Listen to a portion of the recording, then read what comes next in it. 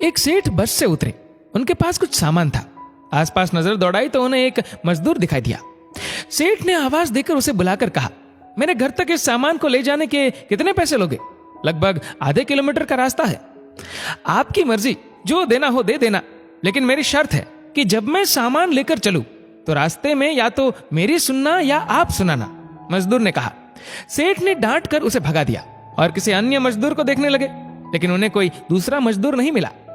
मजबूरी में सेठ ने उसी मजदूर को बुलाया। मजदूर दौड़ कर आया और बोला, मेरी शर्त आपको मंजूर है? सेठ ने स्वार्थ के कारण हाँ कर दी। सेठ का मकान लगभग 400 मीटर की दूरी पर था। मजदूर सामान उठाकर सेठ के साथ चल दिया और बोला, सेठ जी आप कुछ सुनाओगे या मैं सुनाऊं? सेठ ने कह दिया कि तू ही सुना। मजदूर ने खुश होकर कहा, जो कुछ मैं बोलूं उसे ध्यान से सुनना। ये कहते हुए मजदूर पूरे रास्ते बोलता गया और दोनों मकान तक पहुंच गए। मजदूर ने बरामदे में सामान रख दिया।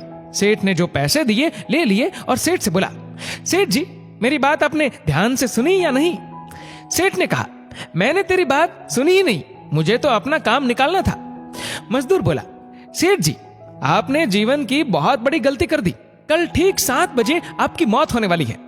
सेठ को गुस्सा आया और बोले, तेरी बकवास बहुत सुन ली, जा रहा है या तेरी पिटाई करूं? मजदूर बोला, मारो या छोड़ दो, कल शाम को आपकी मौत होनी है। अब भी मेरी बात ध्यान से सुन लो। अब सेठ थोड़ा गंभीर हुआ और बोला, सभी को मरना है। अगर मेरी मौत कल शाम होनी है तो होगी, इसमें मैं क्या कर सकता हूं? मजदूर बोला, तभी तो कह रहा हूं कि अब भी मेरी बात ध्यान से सुन लो। सेठ बोला, सुना, ध्यान देकर सुनूंगा। मरने के बाद आप ऊपर जाओगे तो आपसे यह पूछा जाएगा कि हे मनुष्य, पहले पाप का फल भोगेगा या पुण्य का? क्योंकि मनुष्य अपने जीवन में पाप पुण्य दोनों ही करता है। तो आप कह देना कि पाप का फल भुगतने को तैयार हो, लेकिन पुण्य का फल आंखों से देखना चाहता हूं। मजदूर चला गया। दूसरे दिन ठीक 7 बजे सेठ की मौत हो गई।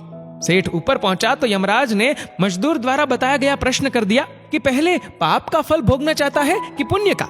सेठ ने कहा, पाप का फल भुगतने को तैयार हो, लेकिन पुण्य का फल आंखों से देखना चाहता हूं। यमराज बोले, हमारे यहां ऐसी कोई व्यवस्था नहीं है, यहां तो दोनों के फल भुगतवाए जाते हैं। सेठ ने कहा कि फिर मुझसे पूछा क्यों? और पूछा है तो उसे पूरा करो। धरती पर तो अन्याय होते देखा है, पर यहां पर भी अन्याय है। यमराज ने सोचा, बात तो ये सही कह रहा है, इससे पूछकर बड़े बुरे फंसे। मेरे पास कोई ऐसी शक्ति ही नहीं है जिससे इस जीव की इच्छा पूरी हो जाए। विवश होकर यमराज उस सेठ को ब्रह्मा जी के पास ले गए और पूरी बात बता दी। ब्रह्मा जी ने अपनी पोथी निकालकर सारे पन्ने पलट डाले, लेकिन उनको कानून की कोई ऐसी धारा या उपधारा नहीं मिली जिससे जीव की इच्छा पूरी हो सके। ब्रह्मा भी विवश होकर यमराज और सेठ को साथ लेकर भगवान विष्णु के पास पहुंचे और समस्या बताई।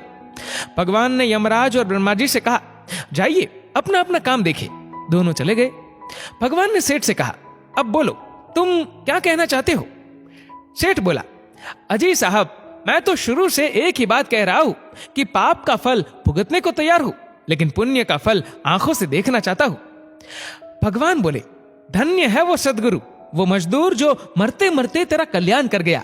अरे मूर्ख, उसके बताए उपाय के कारण तू मेरे सामने खड़ा है। अपने आंखों से इससे और बड़ा पुण्य का फल क्या देखना चाहता है? मेरे दर्शन से तेरे सभी पाप नष्ट हो गए।